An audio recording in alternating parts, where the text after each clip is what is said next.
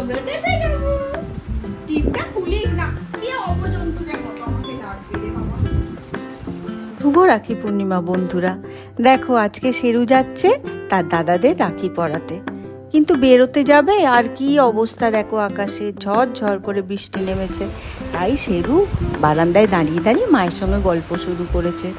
এইবার সে পৌঁছে গেল তার পাপার মামার বাড়িতে। সেখানেই তো তার এক প্রিয় মানুষ আছে, তার দাদা ভাই, তার নাম বুবলা দাদা। সে তো বুবলা দাদা ঘুমোচ্ছে, সে যখন গিয়ে দেখছে তাকে কত করে টাকার চেষ্টা করছে, সে কত করে তোলার চেষ্টা করছে, শেষ পর্যন্ত তার প্রচেষ্টা সফল হলো। সে দাদাভাইকে তুলতে পারলো। তুলেই দেখো তার সঙ্গে কত গল্প, কত খেলাধুলা করে দাদাভাইয়ের কাছে সে নানা রকম খেলনাপাতি নিয়ে খেলতে শুরু করেছে। এইবার তো রাখি পরাবার সময় সে নিয়ে গেছে দাদাভাইয়ের জন্য একটা লাইট জ্বলা রাখি, কিন্তু সেই লাইট জ্বলা রাখিটা দাদাভাইকে পরানোর পর তার মনে হলো দূর, এটা না দিলেই হতো, নিয়ে খুলে বলে দাদাভাইকে পরিয়ে আবার সেই রাখি খুলে নিচ্ছে। জানো, এত দুষ্টু হয়েছে আমার শেরুটা। এইটা পাপার মামার বাড়ির ঠাকুর ঘর, দেখো কি সুন্দর ঠাকুর ঘর। এটা আমার মায়ের হাতে সাজানো, জানো ঠাকুর ঘরটা। এখন সে সব ভুলে এক অন্য জগতে বাস করছে। এখানেই তার দেখতে পেলো তার গোপাল দাদাকে। হ্যাঁ, গোপাল দাদা আমাদের বাড়ি থেকে এখানে চলে এসছে। মাঝে মাঝে না গোপাল আমাদের বাড়িতে আসে বেড়াতে। সেই গোপাল দাদাকে দেখে তার তো কি মজা। গোপাল দাদাকে দেখছে, তাকে অনেক টিপি পরানো হলো, গোপাল দাদাকে কত গল্প হলো। এখানে কালী ঠাম্মিও আছে, আরও কত সব রয়েছে বাবা, তাদের নামও আমি জানি না।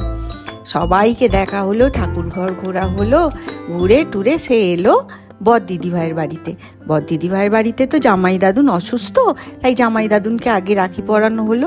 রাখি তো সে পরাতে পারে না, সবার হাতেই রাখিটা গিফট করছে। এইবার দেয়া হলো বর দিদিভাইকে। বর দিদিভাই রাখি পেয়ে তো খুব খুশি।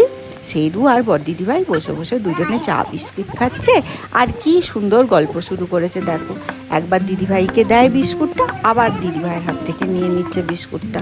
সে এই বিস্কুট খেতে খেতে দিদিভাইয়ের সঙ্গে যেন মনে হলো কত দিনের জমানো গল্প শুরু করেছে। তারপর পালা নিজের বাড়িতে আসা। সেখানেও তো দুটো দাদুন রয়েছে, বর দাদুন আর মেজ দাদুন। সেখানেও দুটো দাদুনকে রাখি দেওয়া হলো। দাদুন তো খুব খুশি রাখি পেয়ে।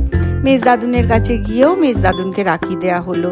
সেই যেই দাদুনটাকে জুতো দেখাচ্ছিল, জানো জুতোতে কিভাবে আলো জ্বলে, সেই দাদুনটা এই ঘরে।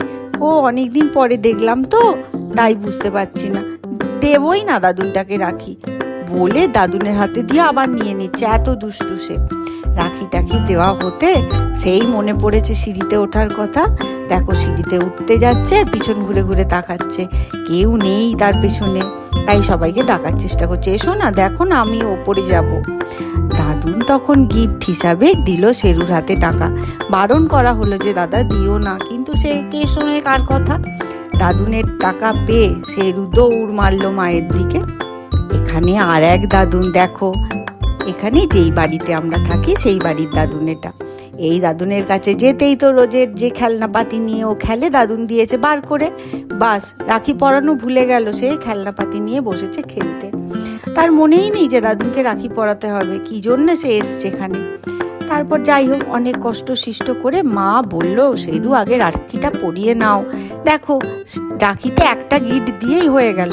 আবার সে ঘুরে বসলো তার খেলনার দিকে, এক মনে তার খেলনাপাতি নিয়ে খেলছে। বাবা দাদুনের তো আবার কাল বার্থডেও আছে, সবাই তোমরা একটু উইশ করে দিও দাদুনকে।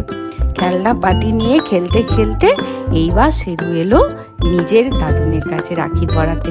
দাদুনকে রাখি পরাচ্ছে, খুব রাগ হচ্ছে, কেন এখনো পর্যন্ত দাদুন আমাকে বেড়াতে নিয়ে যায়নি। সে যে এত বেরিয়ে এলো সেটা হয়নি, দাদুন কেন নিয়ে যায়নি সেটাতে রাগ। এবার চলেছে সে তার প্রিয় মানুষদের কাছে। মানুষ নয় যদিও, তারা মূর্তি রূপে বসে আছেন। জানো তো সে ঠাকুরের কাছে এলেই সব থেকে শান্তি পায়। এবার এলো তার গনু দাদার কাছে, তার ভোলা দাদার কাছে। মা রাখিগুলো দিতে সে সবাইকে পায়ে ঠেকালো। গনু দাদা, ভোলা দাদা, জগা দাদা, বজরংবলী দাদা, সবার পায়ে ঠেকালো। কৃষ্ণ দাদা আছে, সবার পায়ে ঠেকিয়ে সে সন্তোষীমার পায়ে রাখিটা রেখে দিল। এইবার সে রাখিটা রেখে দিয়ে ঘন্টা বাজিয়ে নমো করা হয়ে গেল। কিন্তু আসল কাজ তো বাকি, টিপি দেয়া হয়নি এখনো কাউকে। বাবা সবাইকে টিপিগুলো আগে দিয়ে দিই, আর তো রাত্রিরে মা এদিকে আসতে দেবে না। তাই সকলকে টিপি দেয়া হলো। সবাইকে ধরে ধরে টিপ দিতেই হবে, না হলে তার নিস্তার নেই কারণ। এবার জোর করে মাম্মাম তাকে ঘরে নিয়ে চলে এসছে। সে আরও খানিকক্ষণ থাকতে চাইছিল ঠাকুরের কাছে, তার গনু দাদার কাছে, কিন্তু মাম্মাম নিয়ে চলে এসছে। কি বিরক্ত হচ্ছে দেখো, মাথা ঠোকাঠুকি শুরু করেছে, কিন্তু কিছুতেই তো তাকে থামানো যাচ্ছে না। তাকে কাঁদিয়ে নিয়ে চলে এসে নিজেরা খেতে বসেছে কফি। এটা তো হতে দেওয়া সম্ভব নয়। আবার চানাচুরের কৌটো নিয়ে বসেছে মা।